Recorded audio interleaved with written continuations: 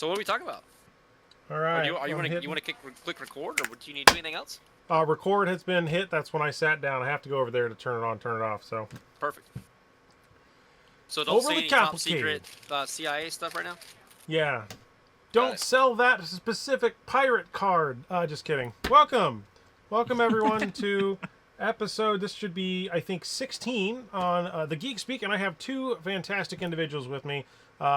I don't know which actual orientation they will be theoretically, so I will let them introduce themselves, starting with, I guess, the person to my immediate left, at least from what I can see. So, Alex? Yeah. Hey, so, if you guys don't know me already, Asher Wings TCG, Alex, been here, hanging out, vibing. It's been a great week in Flesh and Blood. It's been a great month, I think, in Flesh and Blood for this entire time. So, excited to chit-chat about things and just enjoy the vibes of the world we live in the wonderful trading card era. And then our other esteemed guest is below me, I believe, and to the bottom right, Josh. I was gonna make a joke there, but I'm gonna stop myself. Okay? Anyway, no, it's great to be here. Thanks for inviting me. I've talked to both of you guys before, and I'm looking forward to having this conversation because I know that there's people in this game that have tremendous amount of passion for TCGs and the game, so I know you guys both fit the bill for there. So that's the people I like to hang out with because we can all let the emotions out and have fun and get into the nitty gritty of the game. Mm-hmm. I've spent so much time with this game this last 2 weeks, man. Between Tampa and oh my gosh, I'm like loaded up with this game. Anyway. Well, today I have an interesting topic that I did send a little small blurb to both of you, but I think for now I'll go ahead and I'll convey my thoughts of what I'd like to discuss. Now, I'm assuming neither of you live under a rock, but there was kind of a huge shakeup in another game called Magic the Gathering, and there were these bans that came down from a player committee. In this case, I believe it is referred to as the Commander Player Committee. I don't know the exact terminology on that one. I'd have to look that up. The Commander Rules Committee. And they basically banned 4 specific cards in this iteration. And why I want to tie this or talk about this topic is there's the collectible aspect, which I believe Josh fits majorly into that bill. We have the player aspect, which I know Alex fits really well into that bill. And then I kind of skirt the line in the middle of kind of both of those. And I have 1 foot in each part of the pool, I think. So I'd like to talk a little bit about that. Not specifically Magic, unless you know more about it than you're willing to talk about. But the fact that every game, every TCG will have to have a banned and restricted list or some sort of edits happen. And I know that people are up in arms right now about some rare in the newest set that is supposedly going to break everything. And I don't know why, because mathematically it looks like it's okay. But that's kind of the generality of where I'd like to begin. So I would say either of you feel free to begin, but the topic of today is starting off with Flesh and Blood does ban and restricted, just like Magic the Gathering and Yu-Gi-Oh! And Pokemon all have these same things. How have you been affected, or how do you believe people should look at ban and restricted announcements from a TCG in general? I'd say probably, at the end of the day, right? Like if a card or cards are truly a menace to the general like core gameplay of the format, I can understand why they are banned. Personally, as much as I also enjoy a collecting aspect of a TCG, I definitely don't like. I don't look at every single card I have as this card is my investment that I am selling in 10 years and it needs to 10x or I'll throw myself off a cliff. You know what I mean? I think a lot of the times what I think about is how is the game that I'm planning to play going to benefit from these bans? And is it something that was determined strictly based on, availability of a card? Was it based on actual power level of a card compared to the overall gameplay of, whatever TCG it is? So there are a lot of factors that go into it, and especially when you talk about something like the rules committee, right? As somebody who's on the rules committee for Clash, the fan-made format for Flesh and Blood, it is overall, we don't ever want to make any rules that are just like, yeah, this is going to screw up the entirety of the financial world of Flesh and Blood, because one, at least at this moment, right, Clash is not the format to play for the game, right? Like Commander is for Magic the Gathering. So because of that, our decisions are strictly based around the small bubble we have and the people who are playing our format and enjoying that. And I imagine that's the same reason why bans like this happen for the rules committee, because while Wizards prints cards that are almost directly for Commander, actually are directly for Commander because they print entire sets that are based for Commander, I don't believe that they have a direct tie-in with the rules committee, because the rules committee is just a third-party group that make these rules. So at the end of the day, it's what the rules committee felt was going to be the best thing for them and their game, their format that everybody seems to enjoy. But I do understand, obviously, with every ban, there is also backlash. Anytime anytime any hero in Flesh and Blood caught a stray ban from somebody else's problems, players were immediately like, yeah, this is the worst thing ever. You should have just made this a hero-centric ban and not a wide ban that affected all of the class. And I can understand from these standpoints of why that is.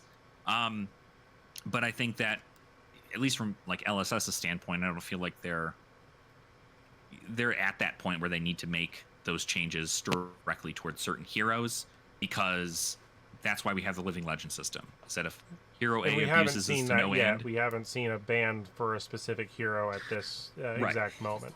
So, Josh, Yeah. what's your aspect on this from maybe more of a or from I'm assuming here, I'm putting words in your mouth at the moment of saying that you're more of on the collector aspect, but what do you think about how some of these bans, as an example in Flesh and Blood versus like what happened with Magic, what's your thoughts? Yes, first off, in terms of like a card being banned, like Alex was saying, I don't feel bad or sorry for any collector in terms of a card being banned that had value that no longer has value. It's part of diversification. It's part of using, knowledge and resources to try to determine what the future of the game is. I think we all knew Art of War was an extremely powerful card. They've mentioned how they, have to basically design decks and builds around it, and I think the banning of Berserk was your first signal that LSS is kind of tired of building future sets around powerful cards from the past. And I personally think that probably means CNC is going to get the boot at some point, things like that, because just the way the trajectory of the game's going. So I don't feel bad for any collector. Honestly, the people I feel bad for are the people that are on a tight budget who built 2 decks that require Art of War, and now those decks are pretty much useless or obsolete, and they have to go back to the drawing board. They have to maybe sell parts of their collection or sell their decks to try to fund the next deck that they want to get into. Those are the people I always feel bad. I don't feel bad for the guy like me who, can throw $20,000 of cards on the wall, right? Like, who cares? You'll get over it. I bought 3 Rainbow Foil Art of Wars like literally 2 weeks before the ban. And also the other thing about this with Flesh and Blood is there's trust. And I think the reason I'm trying to give a long-winded answer as short as I can. I think the reason why so many people are super frustrated with Magic the Gathering is not, so Alex, you laid out this great idea of that, like, I'm sure they're doing it for the right reasons. They have this plan they have in place that they want to make the game more fun and balanced, etc., etc. The problem is I don't think Magic the Gathering people trust that Wizards and the Rules Committee have their best interest in mind, because they've been burned so many times in the past by poor decisions or straight out, flat out lies based on product that they've created. Not printing something that they said they weren't going to print, and then they print it. Coming out with Commander's Master set where Jeweled Lotus is like the primo card on the box, and now they've banned it. Like, so there is a trust issue there. Whereas I think in Flesh and Blood, I don't think that we're naive. I think that we've been proven by time and time again with the openness and transparency of our leadership in our game between Brian Gottlieb and James White, that they are so thorough and detailed and honest with their explanation of everything, good, bad, and ugly, that we now know that we can trust that the designers and the rules and the ban restricted lists are probably in our best interest, not only just what's going on in the meta now, but what will be in the future. And as a collector, if that's what we're going to be, like, the number one thing that would make me happy is to be 100 times more players in this game over the next 10 years. Because it makes every single scarce, rare card that I'm collecting more and more valuable, important, and scarce in terms of the general public of the game. So I think that all of that gets tied together, and we all are winning in the same direction with Flesh and Blood right now, with the opening of new regions, a ban list that was so honest that said, hey, these cards are going to be problems based on what we're trying to do in the future, so let's get them out of here now. Sorry, thank you for listening. Anyway, that's my take on it, as quick as I can give it. Sure. Well, and it's intriguing, right? I mean, let's look at one specific example that's not really a banning, but it is something that kind of was brought up because it's both a collectible and theoretically I guess, a pain point, which was the Blaze promo that came out at Gen Con. That was something that, at the time, it sounded like, initially going in, the only way to get that was to participate in those events, and they kind of opened that up to where you'd be able to purchase product, like I got the Stanley mug and some other stuff, the hats, and that's what allowed me to then get my promo, so I forgoed my spot.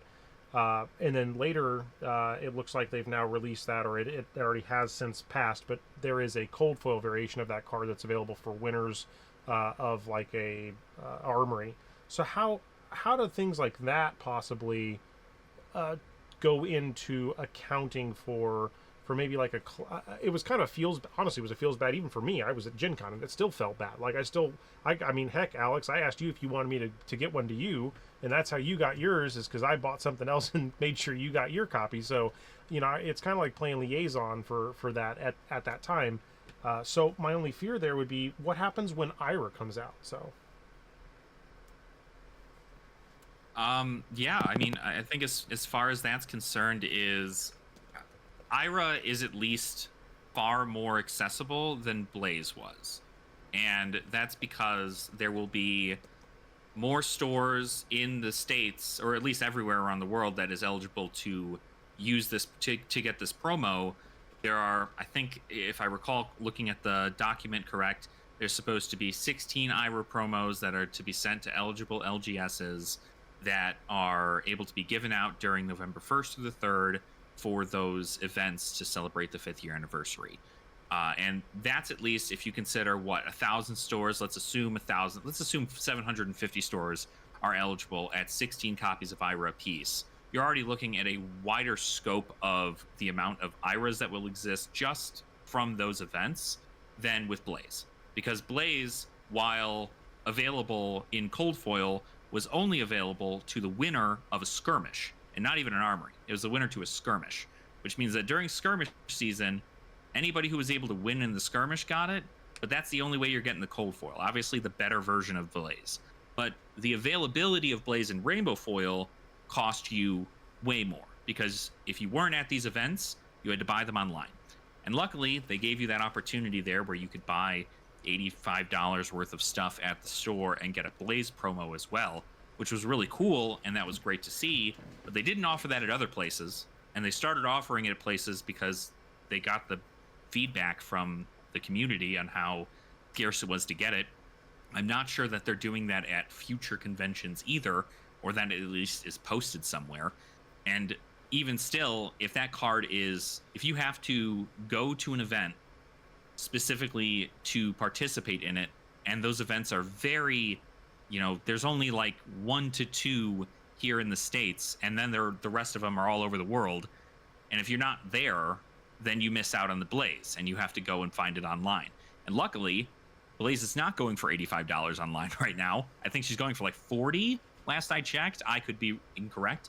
But that is at least like Shiana pricing for a hero, which is, you know, compared to literally Shiana, I would say is probably more distributed than Shiana is. But this is, again, that's a situation where it comes down to like player availability, right? If the problem with that was that you had a card that was a playable hero that everybody wanted to play because Wizards were not, except for the Emperor. No offense, Josh. Except for the Emperor, there were no Wizards in Blitz, no wizards. Every single wizard was out, and there were no more wizards until Rosetta dropped. And so when people saw the strength of Blaze, they went, wow, I really want to win my skirmish and enjoy my casual event. And in doing so, they wanted to play Blaze if they were a wizard player. If they were a Kano player before, or even an Icelander player, they were like, I want to play wizard. But they couldn't unless they shoved that money out to people. And that was where that feels bad was from like a player perspective. And even from a collector perspective, we don't know what's going to happen with future non-foil Blaze if that ever happens, right? If Blaze stays a promo hero and only a promo hero, then it's got collectability. At least the cold foil will always have collectability because it's a cold foil hero. But as far as the rainbow foil goes, we're not sure. As can't exactly tell the future, but that is one thing that unfortunately LSS has not given a lot of feedback on. Again, there is that trust that you can certainly have with LSS to make sure that it at some point in the future should become available to everybody, but currently it's not. And so if you're playing Blaze at your armory for Blitz and you're there and nobody else is able to play Blaze and you're taking every single one of your Blitz armories because you're on Blaze and nobody seems to know how to counter her because now Zen's banned, right? So if that ends up happening, people are left in a sore spot. But I think that can change in a heartbeat. So Josh, do you have anything to comment on that before I ask you this next question? Yeah, I don't like it at all. I don't like the IRA not being available to everybody because not everybody. I mean, this is the 5-year anniversary product. I really genuinely hope that it's going to be available to other people in other ways. I don't think somebody who lives in a region that's 2 hours from an LGS can't go get one. Should have to. I don't like the idea they have to go on the secondary market and pay somebody for it. I don't like the idea that if your LGS gets 32 people, that 16 people get it, 16 people don't. I don't understand it because you have people like that have been supporting this game for 3, 4, 5 years, or even 2, whatever, 1, who are paying money to the LGS to keep the game afloat. They are, whatever. Maybe they're engaging with the game on the kitchen table, or they're engaging with the secondary market, or whatever it is, or they're liking Twitter posts or X posts. Like what? I just feel like if you're gonna call something the 5-year anniversary, and the idea is to reward your players and to thank your players, I think that the 5-year anniversary stuff should be. I get the event exclusives because you want people to travel to Osaka, and I understand that part. But the rest of this stuff, I just think that why are we only printing 16 copies per store? Why can't we just print 32? Why can't we, oh gosh, we flood the market? Oh no, just who cares? Does anybody care? I don't care. I would rather it be available and people can get a copy if they want a copy. And if LGSs don't even have but 8 players and they get 32 copies, let them sell 24. I don't care. Just let it be available. I don't like that at all. I think the card is cool. I think IRA is cool. I think doing 5th anniversary stuff is an amazing thing. I think LSS does the best of any TCG to acknowledge and appreciate and give back to their players. But something like this, it's a CC legal hero. I don't know. It doesn't feel right. You mentioned Shiana, you mentioned Emperor, stuff like that. Let's be real. Those are cheap because they're young heroes, and those are cheap. Well, I mean, Shiana's not even cheap. It's $40. I guess I've gotten price desensitized because, honestly, that's not cheap for a hero. But, Emperor is at least $2-3. But Shiana's not cheap. They're both legendaries in the sets, right? Even Enigma New Moon is a legendary. Version of the Emperor is $2 to $3. There's another one that's the cold foil, the middle one. Then you have the Marvel, right? Yeah, so there's this interesting sandwich with the Emperor that's a tad different than Shiana. But you can get the card. Correct. That's yep. At least you can get the card and play with the hero if you want to play with the hero until they LL or whatever. But I don't know, man. I'm not trying to be a negative Nancy Downer on this one, Doomer or whatever Brian just called everybody. But I would love to see. I guess look at it this way. This is how I'm looking at it. Take the guy who's maybe has been passionate about the game for 3-4 years. Maybe every now and then they travel that hour and a half to the LGS to play, but it's really not convenient for them. But they do it every now and then just to be involved with the game. I don't know. I just feel bad for that person. That's all. Yeah, I think actually something just to tie on to that, something that I at least see as a difference between Blaze and Ira is that with Blaze, you only have Blaze. And I think that in most cases, at least from a armory perspective, if you don't have Ira, you could probably just bring young Ira and say that you're playing older Ira. And I'd be good with that. Exactly. And I think in most cases, most players would be, because let's be honest, right? If it's going to be a promo hero only, it's not going to be available to everybody. And if it isn't available to everybody, the ability is the same, right? So when you play something like Young Ira as your hero, but you present a, classic constructed level deck, then I would imagine anybody can look at your opponent. You just go, hey, you see this 20? It's actually 40. Everything else is the same. And so there's at least that opportunity for players. And I imagine, again, because I enjoy looking at things like from an armory perspective. Everything that's competitive above armory level is way above my pay grade, and that's not something that I'm like, yeah, like these rules and these effects need to be put into place. I'm just like, yo, I just want to be able to go to my LGS, or have anybody be able to go to their LGS and play the hero they want to play and enjoy the game the way they wish. And doing something like that is at least a nice, buffer until we see how Ira spreads across the market or whatever. Because if it ends up being that she ends up being like $10 or something on the open market, I think it'll be significantly higher though, because it's a classic constructed hero. I think you're right. I think you're right. It's probably gonna land in that $10 to $20 range. And like, as down on it I also acknowledge the fact that anybody who's actually going to go to an event where you have a battle hardened or a pro tour or a calling and it's CC and you want the hero, like, you can afford the $20 for the hero, okay? Yeah. Like, let's just be real. Going to an event costs like $1,000 at minimum. Right. So like, what are we really complaining about, right? I get that sentiment. I understand it. Maybe it's just like this weird thing in me where I just feel like if it's like I look at it like if I was gonna throw like a party for my business and I only gave half the people pizza and the other half I said, hey, thank you so much for your hard work. It just doesn't sit right with me for some reason. It just makes me feel weird. That's all. No, I get it. I mean, it's one of those things, right, where it's kind of, it's an interesting take, because as a 5th year anniversary, you want everybody to be involved, and especially after. Now, I'm not going to say that this anniversary is going to be anything like Magic the Gathering's 30th anniversary, but in the situation there, right, they were like, here, $1,000. If you can't afford it, figure it out later. Like, thanks for being a part of it. And that was the turning point for me, even. Like, when I found out that was the core confidence that somebody was going to have in a company, was just like, yeah, this is what they care about, and they're not willing to do anything from, like, even though, to be fair, and not that I like entirely being fair to Wizards, but they did have promos, like, yearly promos they gave out, or not yearly, monthly promos they gave out at the LGS level for participating in events that had like the cool year stamps on them for the sets in which these things came out, and they were all in different languages, and it was a big celebration of like the world of Magic. I thought those were really cool, but their one big celebration was this, and like nobody was able to really do it, and they sold like, I don't know, 200 of those things, and then they stopped, and they were just like, well, we didn't sell out, all right, forget about it. But I think the 5th anniversary has a lot more going on it. I do wish that not so much of it was happening just strictly in Osaka, but I understand from a onboarding perspective why they would do something like this. But overall, it could be an entire year's worth of celebration that they have lined up for us, and we just don't know.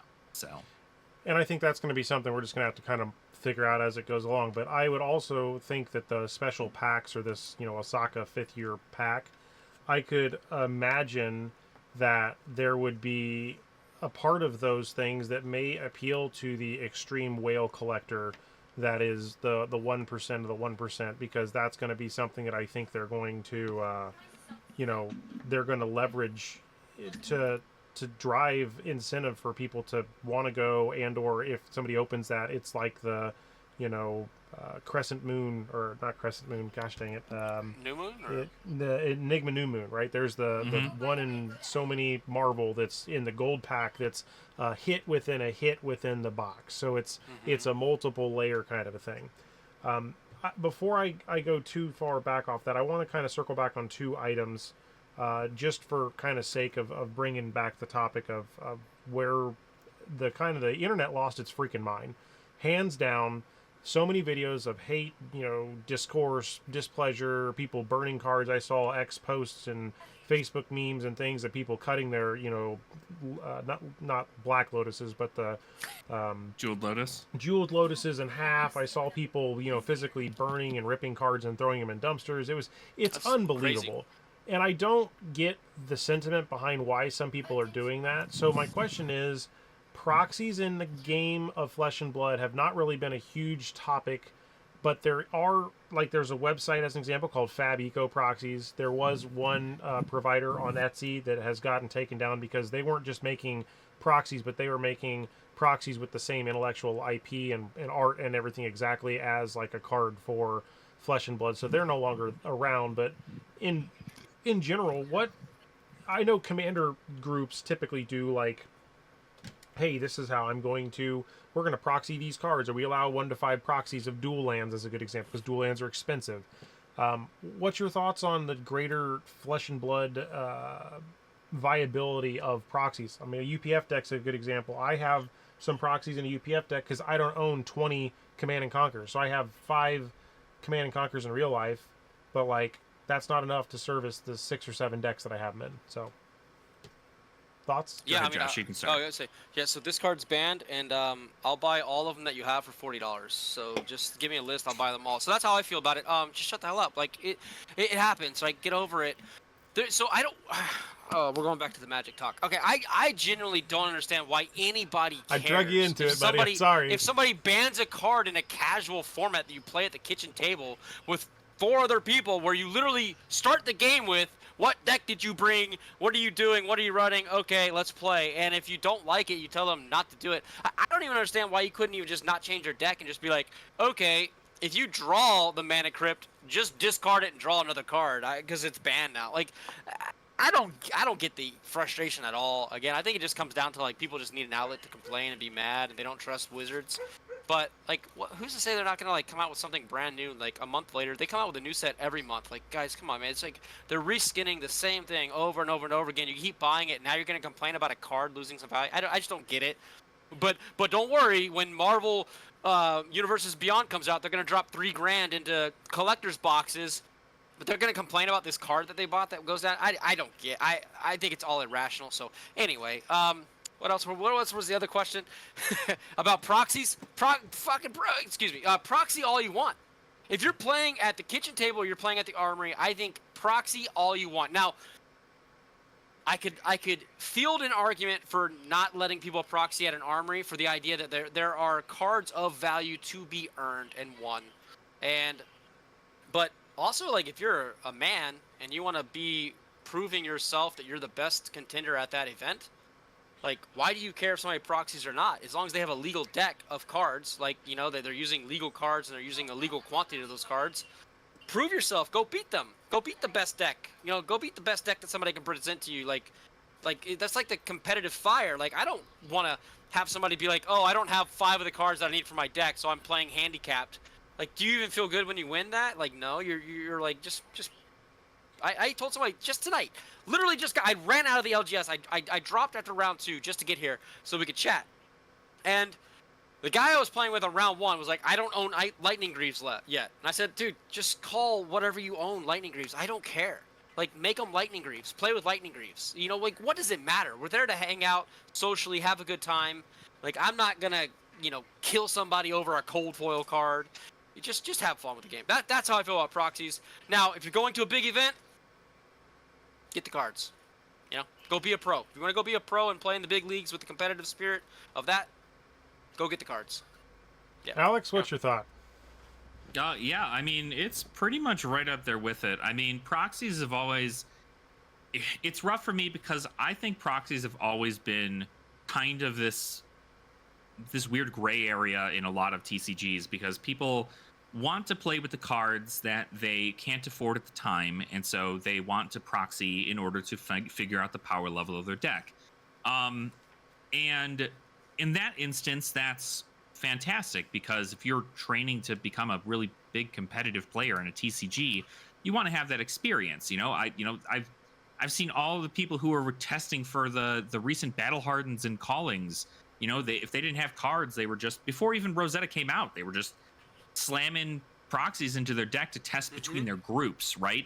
They're testing between their groups just to determine like what the power level is with these cards compared to these cards, and then eventually we're able to get those cards at the event, get them into their deck, and then play how they wish to play.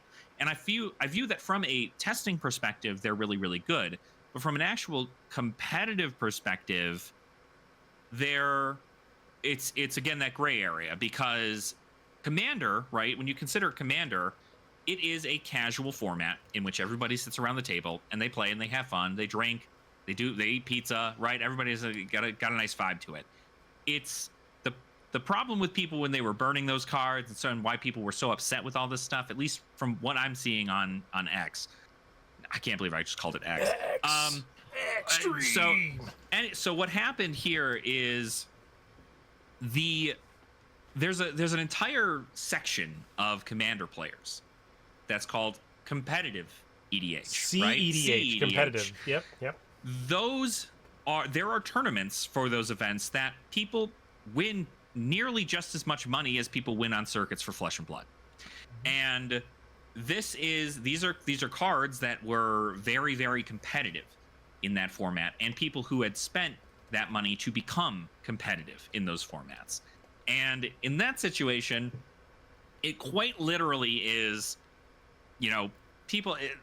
I think it's silly, because I always view that whenever things like this happen, people just have to adapt, right? When Art of War got banned and people were like, Zen's dead, Kano's dead, we can't, or all the books are banned, like Kano's dead, we can't do any of this, like it's all over. And then Kano went to go win a freaking Battle Hardened. Like, this is quite literally a situation where if you're a professional enough player, you know how to tweak your deck to be able to efficiently meet the meta where it needs to be and counter the changes that have happened there. And if proxies are coming into play, right, there are proxies that you can do. My LGS actually does a thing where when they hold their CEDH events, I think it's every like Saturday or something, they have a list of cards that you are allowed to proxy for that event, or for that format, right? And so that's something that the LGS puts into play, and that's something that can happen because EDH is a casual format that is not run by Wizards, right?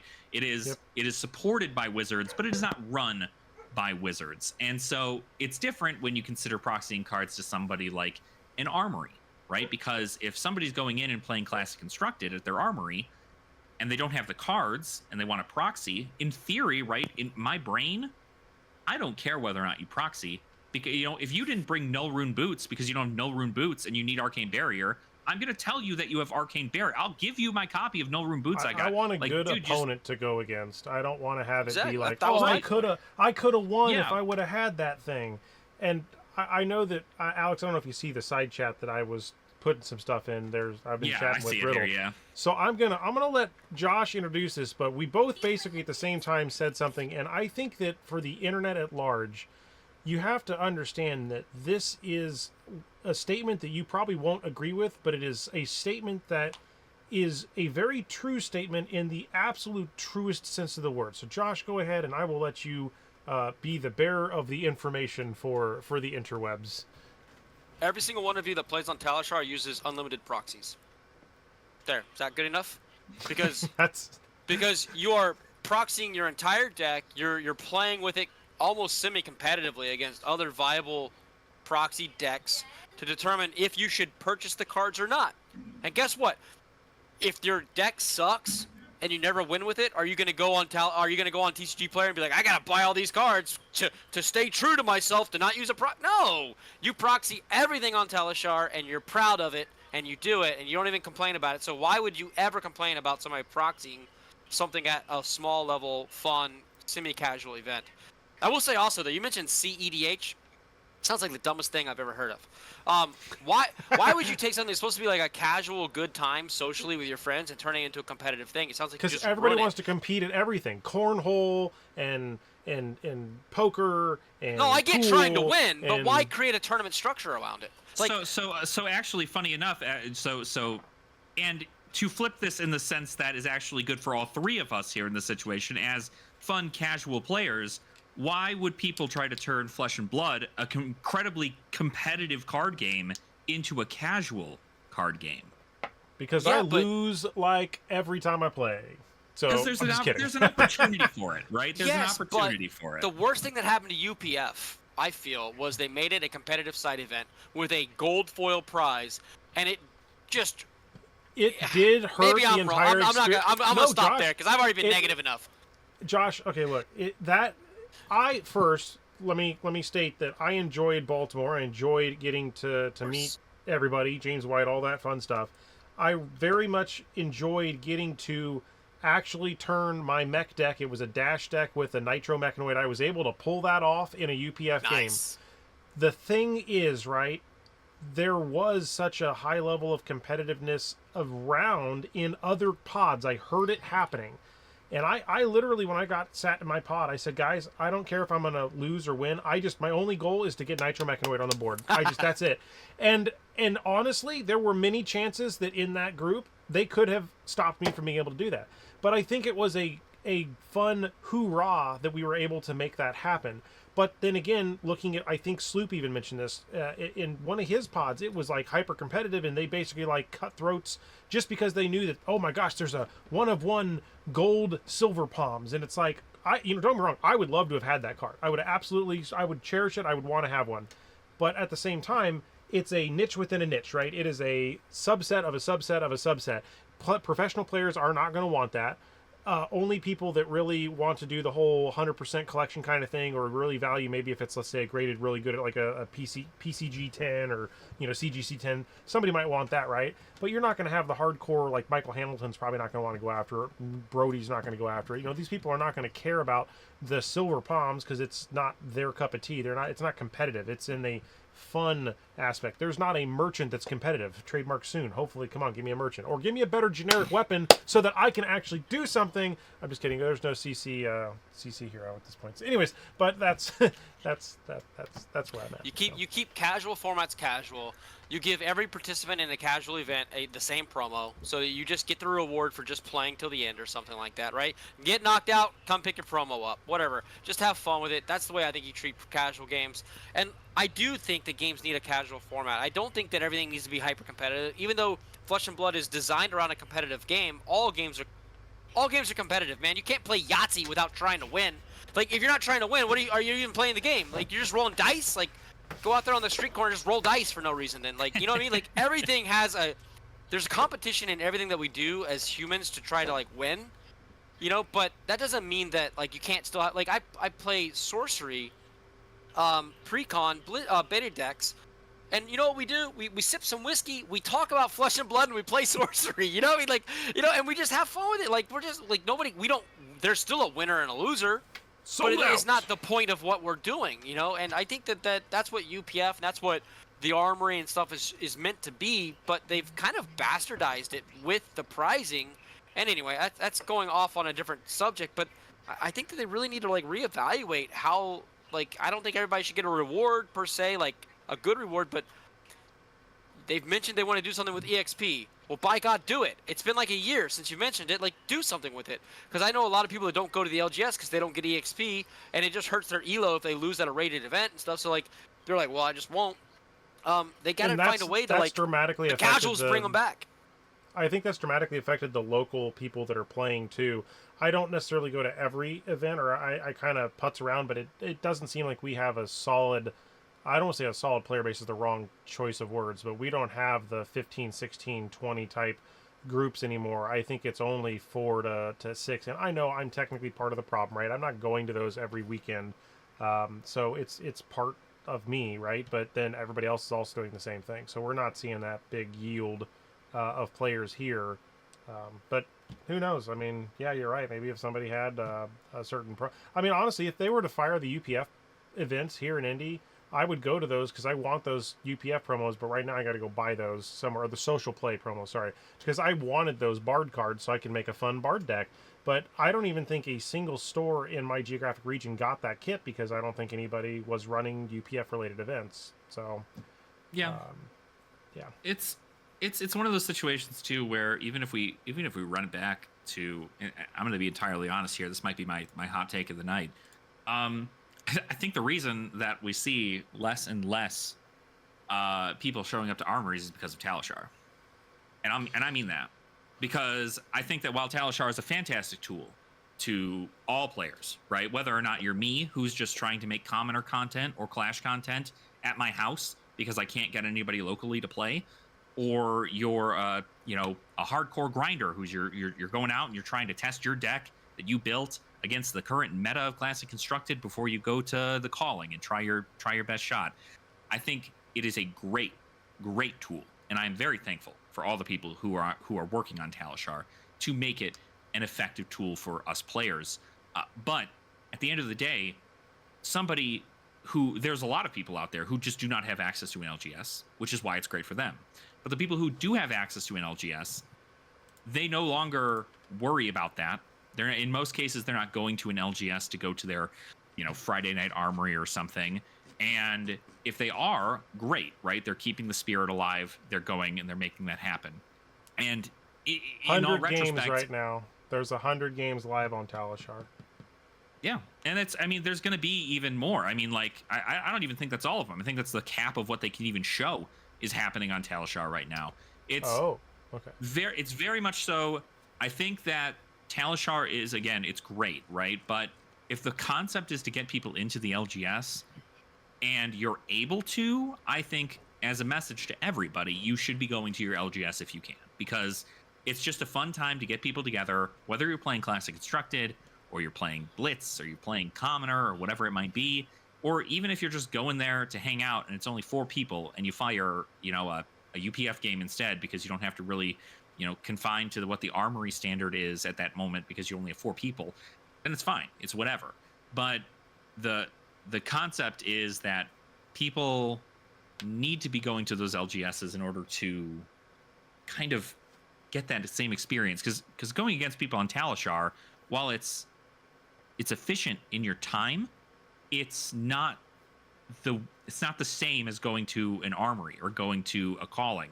Like when you sit across from your opponent and you forget Tunic Trigger because Talishar has been doing it for you for the past 300 games, you're going to be mad at yourself. And that's exactly, it's literally a skill issue at that point. And I don't know. I feel like that's kind of my big whole thing with that is that while places aren't firing, we've had locals out here. We've actually had like a lot of new people show up at our locals, which has been really, really great.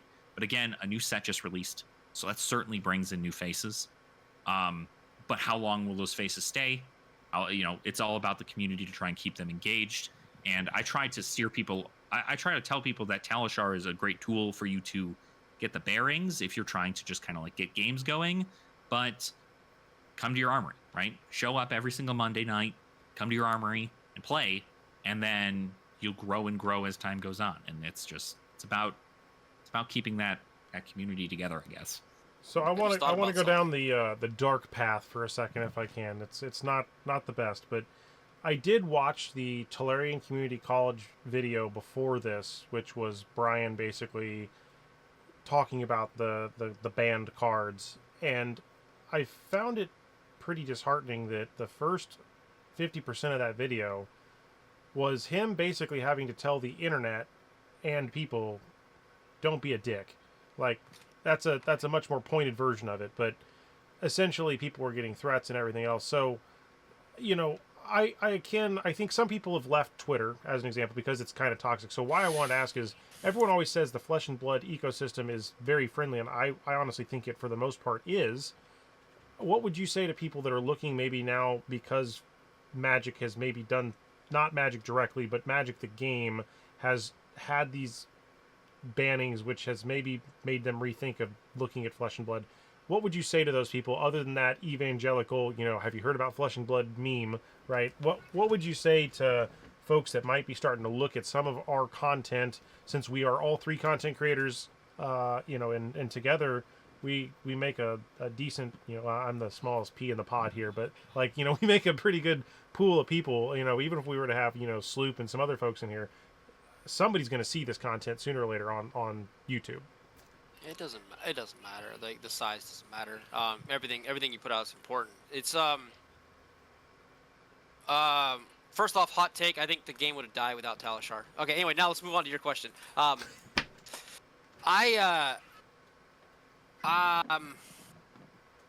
communities are the same to me. They're all the same. You have just fragmentation. You have generally people that just want to enjoy the game. I talked back about that Wizards of the Coast trust issues.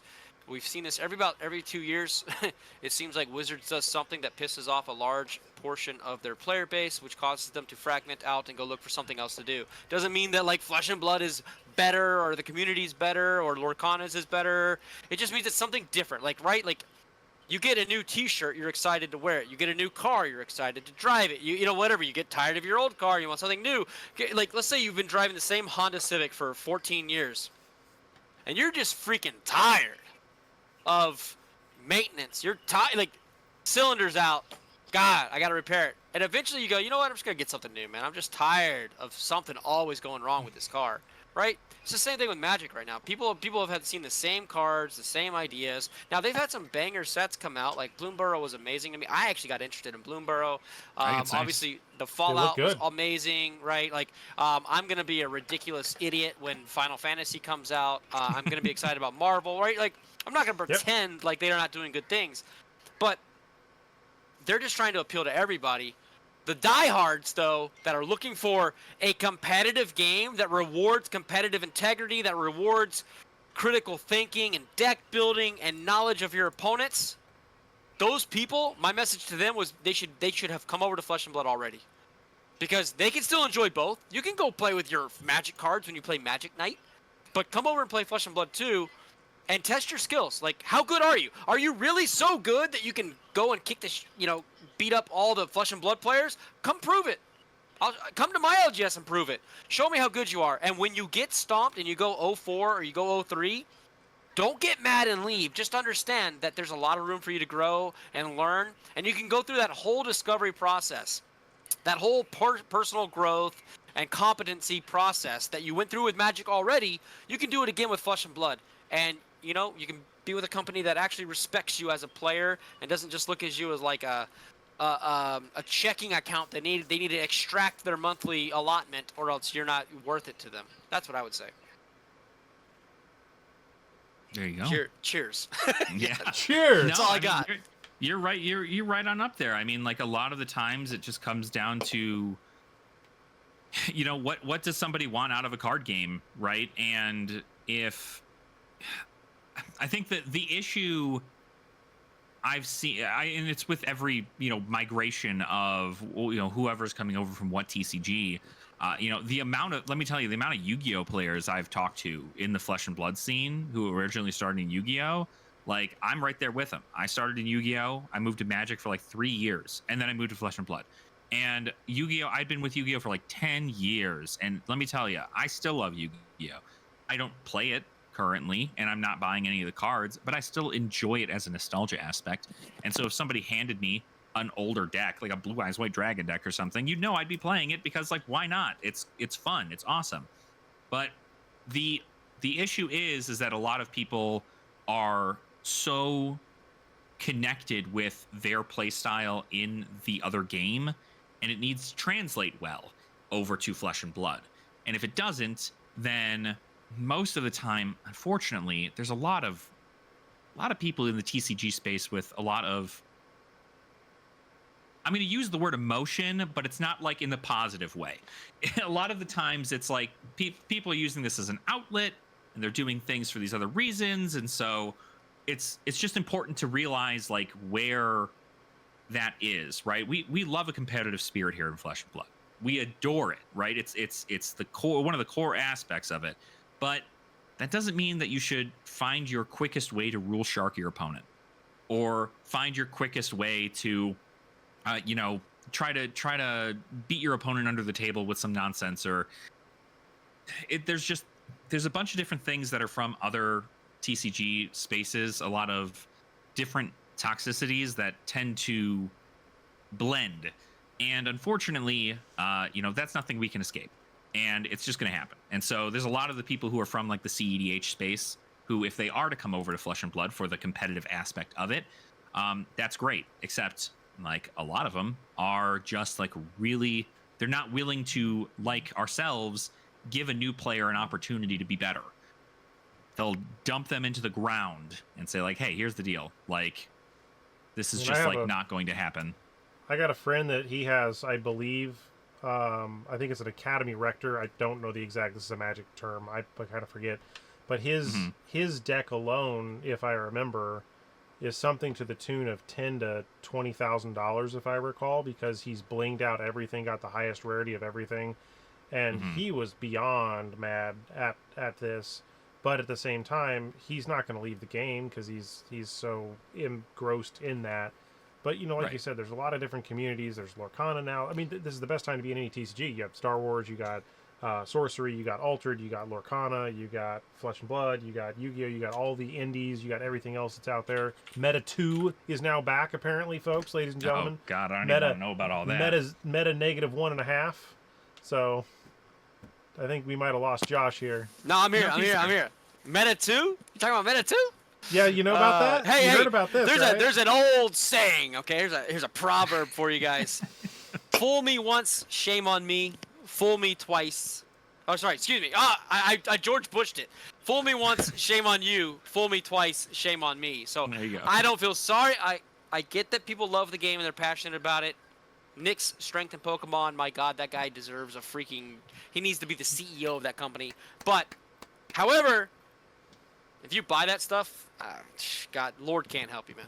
Yeah, I don't know. That's a lot. That's a lot of stuff there. At least, you know, if we're considering a collector's perspective, like there's a lot. There's a lot that I see out there just in the general world, and I'm like, oh yeah, like I'm happy for the players who really enjoy it. Right? This is like the equivalent of like if except like this for the game I'm about to mention was actually apparently a really good game, which is like if there was eventually the revitalization of Netrunner, like everybody would be like out of their gourd, right? They'd be so excited and be happy to play Netrunner again. But that's just like a player's love for the game in that aspect. But from a collector's perspective, like Meta 2 is like you've already quite literally seen the dumpster fire that has existed with it, and I love a good revitalization. I love it. It's not even a game. But it's Come not. on, man, let's but be it's real. It's not. I don't think it's good. And it's funny because I was like, "Oh man, cryptids. That sounds awesome. My girlfriend loves cryptids. I like cryptids. Like that's got to be a cool little thing, right?" And I looked at the art and I looked at the gameplay, and like obviously the artists are not at fault here. The That's on cardboard them. is flimsy. But- Bro, the art, I can do that on Microsoft Paint drunk. Yeah. I was just like, this is a completely different topic now, Jacob. By the way, but we have hitting it. derailed. This happens when you bring me on. I'm sorry. I'll stop. Let me tell you, no, Meta 2, don't just. I don't know. I've never even touched the game a day in my life, and don't even bother. Don't do that. Don't hurt yourself. Let's look at some other stuff. I know we're going to start wrapping things down because we're going to have probably about 30 minutes to wrap things down. So let's look at some other aspects. Now, honestly, the topic, that one very brief topic, we didn't even scratch, in my opinion, the top 5% of that topic because there's just so much more that could be said, so many nuances about, you know, pros and cons of banning and card pools and then ingenuity and net decking and, you know, understanding that, you know, like everyone right now, I'm going to go back to another card just because it ties in. Why is everybody so up in arms about this Count Your Blessings card? Have you seen all the stuff about the world will end? Let's ring the bells and bring the carts of the dead out. And the world is ending over a rare that is a generic that I can run in a lot of decks. Now, I jokingly was looking at this card to run in Teklovasen because I was trying to be a just conniving weirdo and was going to run something. But Josh is pointing at me, so I'm going to let Josh go. But Josh, why would you count your blessings, sir? You are the problem. No, so like, yes, it's like people are. I posted something about it. I even got some like weird comments from some other prominent people in the game, and like, look. I said my point with it was that it is a perfect example of why you should make some cards with a format specificity to it, right? Like say, you know, kind of like with the I don't know why they aren't. Sanctuary was, right? Where Sanctuary is only for limited. It's only for sealed. It's like one of the first cards I believe that was ever printed that says literally the macro only for literally sealed. says that. Yes. Yeah. Yep. So I looked at that and I was like, okay, there's like, why are we not printing cards that are for limited only and some cards that are for CC? Because then you could go ham. You could make the absolute most greatest limited format ever And then you could also limit some of the cards, that might cause a problem. Now, the reason count your blessings causes a problem is, one, the life gain is a negation of both physical and arcane damage, and it almost is an FU to any kind of on-hit kind of thing, because you really don't care, because you can just gain life. You can just spend your turn gaining extra life, and it's a tremendous amount of value if you have all 9. People are like, well, there's counters, right? There's counters to it. Yeah, but okay, one... But is everyone going to run how 9 much life no people blocks? are gaining? Well, think about this. It's I'm not a a mech no player. block. It's not a It no is. block. Do you care about blocking if you're going to gain 8 life? Well, but look at the way Block 4 leverages items. So items are dead, zeros in the bottom, right? But they don't gain No, life. they give an effect later. Yeah. They do. So this is why this is intriguing to me, is because there's a lot of different aspects. Again, circling back to your comment about the format I haven't specific gotten cards. to why I think it's negative yet, just to be clear. Go, Yeah. So okay, go. I will shut up then. Go ahead. I'm just talking about what the card, right? So it's not a block card. It's better than a block card, and it's not an arcane barrier absorption card. It's better than that, right? Because you just get more value for it. You do. If you're getting 9, 10, 11 HP, that's significantly better than blocking 4 with a card, right? I mean, that's not even. So should really they ban arguable, it? right? I don't know. So the problem, though, is that honestly, the problem is that it encourages a deck design that makes the game really long, really boring, and really not fun for the opponent. But isn't that what Oldhim did with Frostbites? Yeah, and did anybody enjoy that? That didn't play Oldhim? Like, I mean, I don't. When I joined the game, Oldhim was like, if you brought Oldhim to the LGS, you were like, made fun of and talked down to behind your back. Like, people did not like to play against that, and also, Flesh and Blood is a 55-minute game that will take you to time, and then if you do draw, it is worse than a loss. And I think what people are frustrated about and fear is that if this actually does become a strategy that people do deploy and run, I don't think it will, because I think it's just almost too pathetic to do. But maybe it will. I don't know. But What if a it professional does, team runs 50% of their players running this just to stall out everybody else, and then they know that the other 50% are now going you're to do getting it? to why I don't like it. The reason I don't like it is because you could build decks that are... I mean, we're looking at Talishar games. It's pretty popular on Talishar. Just go view some games. You'll see this. People are running this in the fatigue packages, and you're having to deal 180 damage to kill somebody. After an hour and a 180 half damage. I'm not exaggerating. That's like the low end. After dealing, damage and playing for over an hour. Like, I'm sorry, but... So wouldn't that be... Is this legal in Commoner then? Because Commoners is only Common, No. so I'm assuming no. It is not. No. It's a rare, So- but Clash, yeah, I mean... Clash it is. would It be. is legal in Clash, and don't you worry. We're gonna spend a whole season trying to break the hell out of that thing, because Clash, I think it's way more toxic in Clash, because Clash, you only have 20 life, and so if you add on, I mean, what is that? That's like 37, 38 some life because you only have 6 copies instead of 9. Like, you're still looking at double, if not almost triple your life. And Alex, some of the counters aren't even available in Clash, right? Because they're Majestics and stuff. Well, I mean, most of the counters that I would consider, like, honestly, the only one of the counters is obviously Poison the Well. That's Majestic, not available in Clash. But Reaping Blade. Censor is Majestic, right? Reaping Blade's a card people can play, and so if people are just playing Rune Blade, you just don't have to worry. Like, that's 6 cards that don't do anything in their deck. Yeah, but Reaping Blade, you got to be lower life, though, right? I mean, Just play Polarity And- like you would in Icelander. But that would mean, like, I'm going to look at Mechanologist. I'm going to pick on my mech. I don't think there's an answer for my mech class, other than just try to outrun them. Yeah, well, yeah. I mean, at that point, right, you can just outrun them. And look, I don't think theoretically, the deck... Oh, sorry, go ahead. No, yeah. I was saying, like, theoretically, I don't think if you're trying to just race them through damage, that's fine, right? But like, if the deck already blocks super efficiently and then also adds in 6 to 9 copies of a card that heals, then you're just playing Oldhim but worse, and it's not great. And don't get me wrong, I'm not a big fan of the fatigue strategy. It does win most of the time, and so that is, very unfortunate, but that's what brings back things like people playing Remembrance and people playing all these other things. And so the opportunity is certainly there, but at the end of the day, there are the only people who are really, I mean, truly, really complaining about this are Classic Constructed players. And not even all Classic Constructed players. Right now, the reason it's being played as much is because it's the hot topic right now. That's what people are talking about. It's count your blessings. And so people are throwing 9 copies into every single one of their deck, and they're going, hey, can I win my armory with this? Yep. And if the answer is, yeah, I'm doing a little bit better than what I was on my previous hero, then they're going to go ahead and do it. Generics have always been something that have been a weird area, because you have things like, Command and Conquer, generic. Art of War, generic. E-Strike, generic. Crown of Providence, generic. All these things have been generics, and that way they can be put in everything. But you don't want every deck to be like every other deck. You want each deck to have its own theme, and that's the purpose behind it.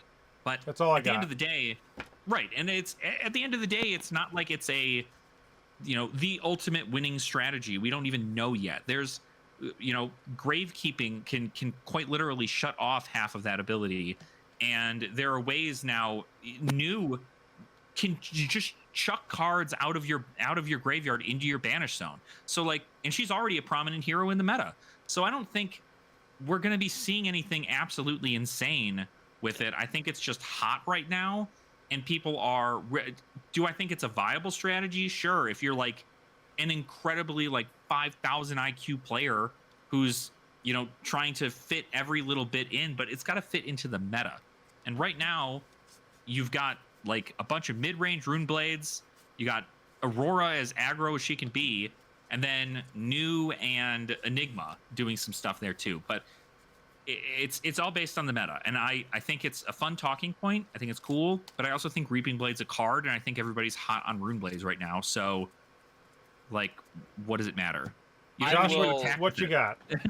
I will eat a Count Your Blessings red if a Count Your Blessings deck gets to top 8 at the Worlds. I just think it's a non-issue, but I do think it's a temporary blip that's going to piss a lot of people off, because I think that people are going to go to Lyon with this sort of fatigue style build just to try it out, and or Florian or Verdancer, they're gonna, or Teklo or whatever, they're gonna have it, and it's going to cause somebody a game loss or a draw that screws their visit or their trip up.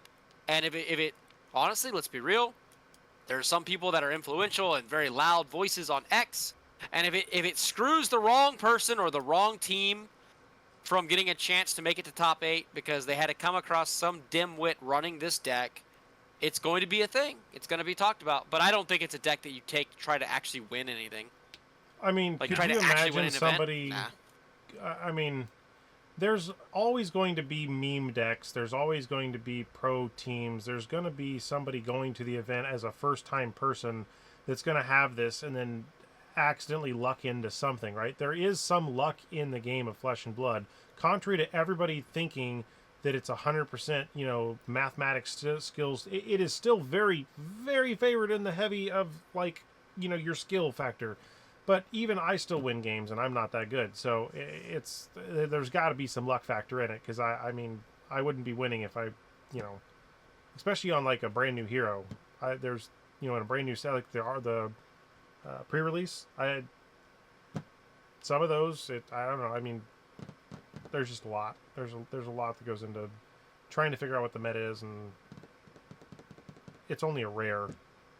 If it was going to be that bad, I figured they'd have made it a Majestic at least.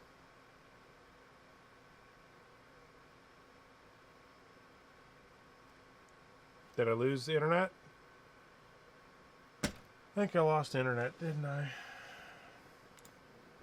A few moments later. I'm recording now. So yeah, you were just talking about the idea that Rosetta's world premiere. I gotta say that was probably the most fun at an event that I've ever gone to in my entire life, because of how they did it.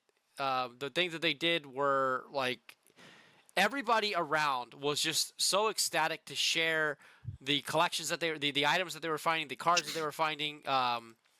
You know what I mean? They were just we were literally ripping packs, seeing cards we've never seen before, and everybody was just passing them to all 6 or 8 people around them, and you would hear "Ah!" in the background over there, "Ah! Oh, we pulled it!" It was just, dude, there's nothing can replace that experience, that feeling, and it was the best event that I've ever been to in my life about the game of Flesh and Blood. Also, there was just every day, like, people coming up and saying, hi, you know, nice to meet you, like, just shaking hands and meeting, like, just everybody was there. It was such a great time. Like, I genuinely hope that another world premieres in the USA, but if Worlds or something like that is coming up next year, I'm absolutely going to go do that. Jacob, I was just trying to fill some gap here. I've been recording a little bit here, just a minute or two in case you lost us, but where are you at? Are you here? Can you hear us? Your camera is still freezing. Ooh. Hear me. Oh, you're a little rough there, bud. Here. Negative. You're cutting in and out.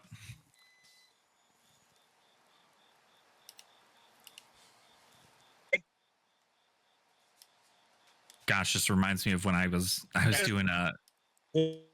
Nope, you're still he's coming in rough, out. bud. Yeah, he's lagged out like a minute or two. I think the storm knocked his internet out.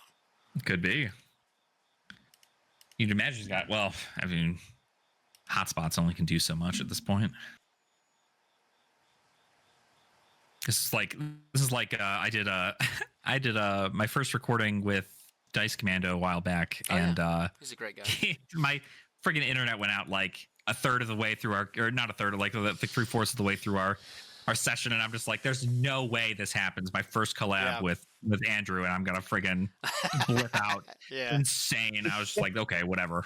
It happens. But well, what do you think? I mean, what do you think we're gonna do moving forward? So the meta is shifting. The meta shifts hard, really hard, every set that comes out in Flesh and Blood. And right now we've got this situation where Wizards and Runeblades, honestly, I think they're feasting on souls right now. I think they're really, really high tier decks that are gonna do really well in the meta.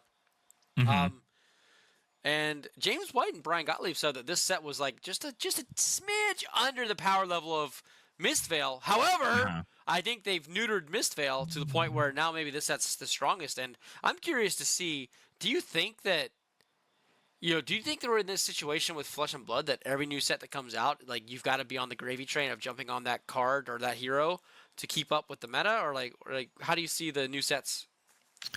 I would say, I mean, obviously every new thing to come out is going to be hot because people are going to want to see who breaks it first, right? You want to be part of that heat, because if you end up going in, if you cash in the hype and the deck ends up being bad, then you feel bad because you could have just stuck with a hero that you were comfortable playing.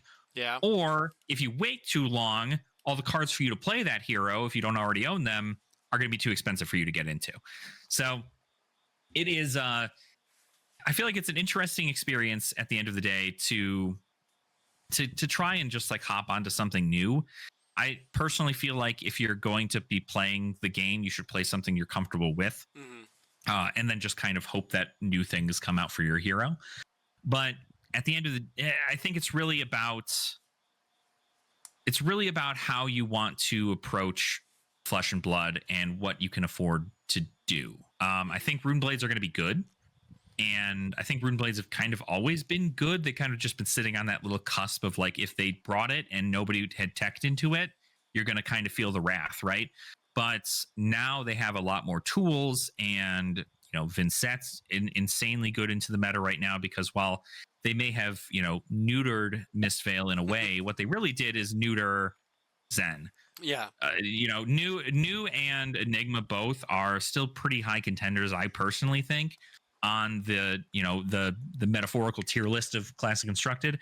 And it is, Vincent's got, cool unblockable damage or unpreventable damage that she can do if she plays a shadow card. And you've got other Runeblades who are trying to do maybe this more like fatigue style build. I went against an Aurora deck at my locals not too long ago, and let me tell you, that thing plays like Fi. I got like smoked tonight by an Aurora. Wild. It's wild. Let me tell you, it is insane. I was like, wow, this is just like, and it bouncing the cards back and everything. And I'm like, I'd have to like sit down and think about everything in regards to how to counter something like this, because it's like hand disruption. They're going to need like a whole hand in order for them to do this. So you're sitting in a situation where New had the disruption to defeat Zen because she had hand disruption in her deck, along with, other assassins also had the same thing. So, assassins are still very viable in the meta because Aurora is going to want her whole hand if people are going to play aggro. And that's just the counter to aggro is hand disruption. Like, get rid of their resources from hand, they can't do as much. So that's I think it's kind of my whole take, Almost. You may be getting there. Probably the best I'm going to get because I'm on my cellular hotspot at this point. Wait. Internet's completely toast. You're good. We could hear you. You're good. Okay. Roll that beautiful beat footage. The storm literally knocked out. I guess there's a tree down on the end of the street, and it knocked everything out. I still got power, but no internet. It happens. Wow. Man. So it happens. So, rough. The one thing. You know what's interesting though about this though is Alex is like, so they admitted that they didn't exactly plan for the power level that Zen was going to present, and they had to make alterations to the meta, so to speak, through the ban list to control him. Now we've got to understand though is that when they were developing all the last, they're always 3 or 4 sets ahead, like a year ahead, right? When they were developing those sets, they were developing them with this idea that Zen would be in the meta as potentially maybe a counter to something that they're going to create coming up forward. So I do always wonder, like, when they have to make drastic measures because something is broken, how much does that screw up, like, the next 2 or 3 sets that they had in development, that they were playtesting based on a certain meta when they were designing cards, that is now different. It's gone. It's changed, right? Like, Zen countered Enigma. So, like, they weren't playtesting with Enigma probably being, like, the premier deck or whatever, like you're talking about. Like, so I find, I don't know, I look at these, like, weird moments in the history of the game as, like, these are truly the opportunities for somebody to get creative probably and to surprise everybody and to, like, win something that they're not expected to win, because they're taking advantage of, like, this sort of, like, this loophole of design where they couldn't have designed for this because they didn't plan for this. It's impossible. Yeah. Right? Yeah. So I'm just curious to see what happens. Yeah, I think it's definitely one of those things where you have to, you obviously can't peer too far into the future as, like, a player, right? You can get a general idea, and as long as you're following the general, like, triangle of, aggro beats mid-range beats control beats aggro concept, right? Like, if you're following that general triangle, you can kind of assume what the future holds for every single deck. And in this case, it is, I would say that it's definitely not something they had planned, but if I were to guess, this is something that they had thought about for quite some time before Zen even was, like, released, right? Because I think Art of War in the tomes, yes, I would agree with you. Yeah, and that's what I mean. It's just because, like, overall, I think, what was it, on the Living Legends podcast, James White had talked about how it's very rough for them to work around. They make entire sets based around, is it going to cover that CNC level rate? Like, is it like they have to work around this entire card? James White, I think they asked him, like, if there are cards that you wish were never printed, what would they be? And he's like, I wish we didn't print Sink Below. Like, Sink Below of all cards is a card that they have to work around in the future strictly because of these strategies, right? Breakpoints is such an important thing in the give and take of Flesh and Blood. And when you just have a card that says, I blocked efficiently. Yeah. And you go, okay. And not only that, but it's a generic card that says, I go in every deck and I block efficiently. So there's still a lot of great deck construction abilities. And I think overall, the testing process over at LSS, I'm sure, is awesome, but it's not going to be like a stress test for players, right? If you took every Pro Tour champion or calling champion and put them in a room with a brand new set and had them QA test it, they'd probably have a better idea of what they were looking for in the future sets. Now, obviously, that's a huge ask and probably something that will never happen. But at the end of the day, it's a lot. And that's you're giving people an unfair advantage for knowing in the future. And so there's a lot going into it, right? Teams, et cetera, et cetera. Yeah. Exactly. So there's a lot to unpack in that little area. And so having the team understand the general concept of this is how we want these heroes to play out, and this is the theme we wish to have for these heroes. I think that's where, and in their last BNR, that's what they had even said, that they're looking to be more thematic with the creation of the heroes and how they play, and not so much a like this is just an aggro deck you or, slap a bunch of generics into this thing and it's going to do this instead. And so it is. I think they have a good concept of what they're going to do for the future. And I do, I have trust in LSS much like you do, in the sense where I do believe they are looking at the past. I don't know how they just like skipped over bonds when testing Zen, though. I feel like that was something that was like, that was a massive fail. Right. I was not entirely too sure. I'm being like, well, there's no way you just didn't immediately think Bonds of Ancestry is like the card you should be playing.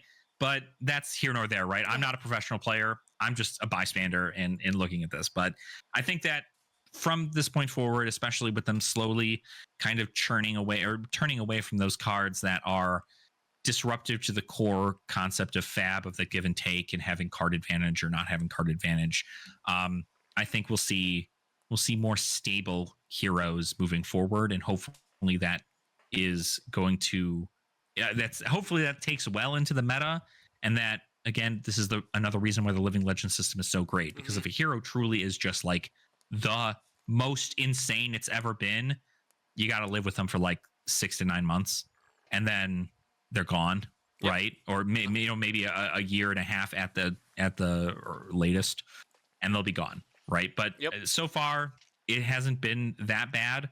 I mean, they did really they neutered Zen pretty hard, but I don't think that Zen is an unplayable hero. I think he's still very, very viable because he's a great. He's really good. He gets to tutor. He's Are you kidding really me? good. He's like still you're tutoring really good. still. I think he's great, and so it's just one of those situations where it's a lot of doomer stuff. A lot of people are just dooming on, oh my hero can't do this thing anymore. Like the only person I feel bad for is Pudding Tam, because he can't really play Katsu at the level that he wants to anymore. He's never gonna get top 8 anyway. No, I'm just playing. He's great. He's a great player. He's a great player. So feels bad for him, but yeah, no, that's how I feel about the whole thing there. So.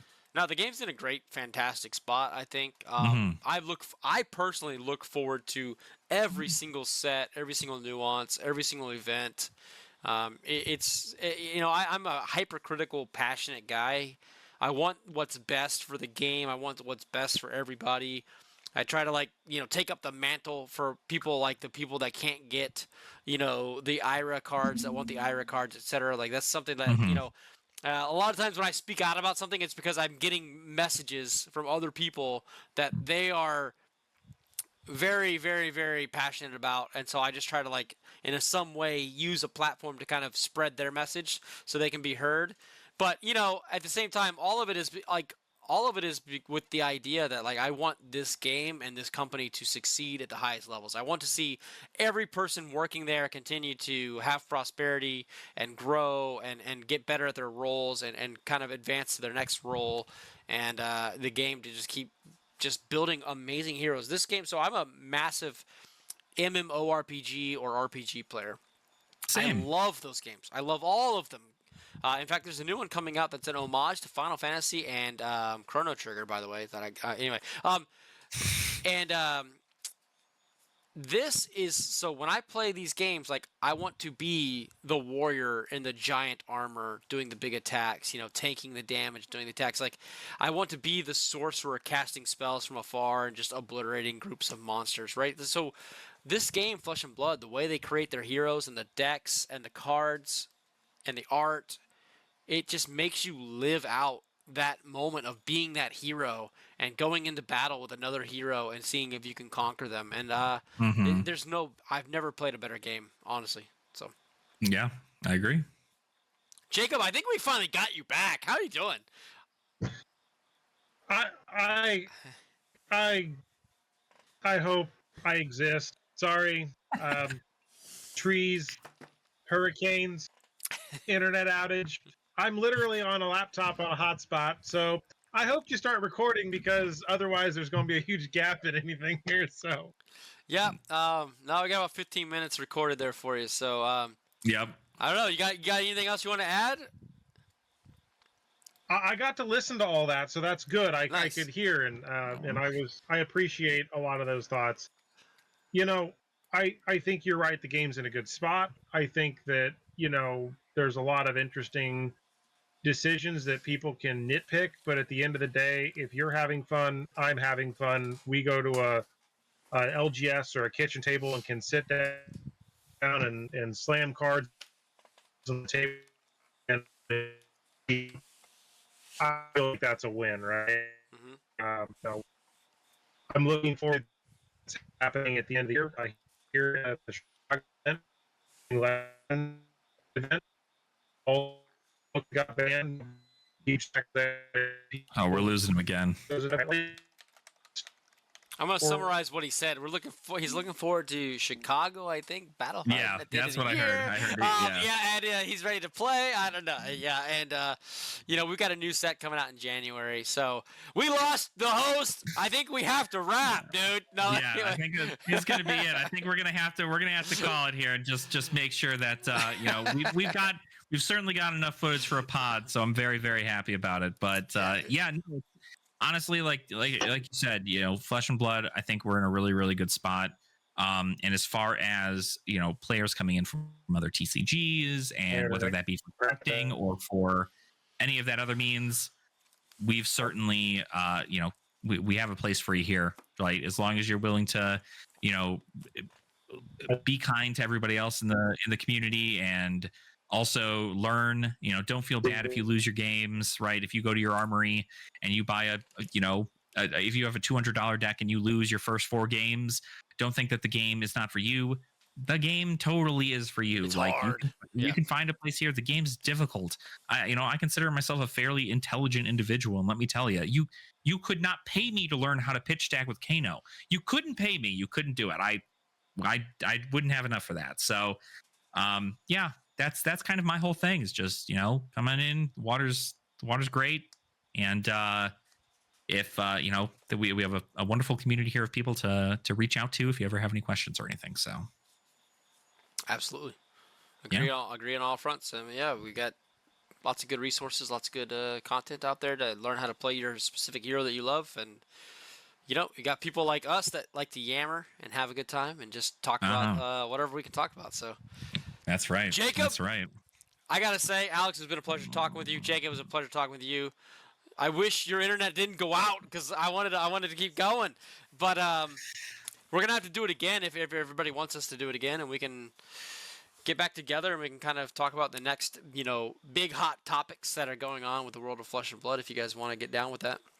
Yeah, absolutely, man. It sounds like a great time. So, and I'm sure, I can speak for Jacob here. I got it. Yeah. He's got the thumbs up. We're good. So that's the whole thing. I think that, we'd be down to do this again and talk some more topics. And we're just a bunch of fun people who enjoy Flesh and Blood. And that's our deep truth to everything here. And we hope to spread that joy to everybody else. So yeah.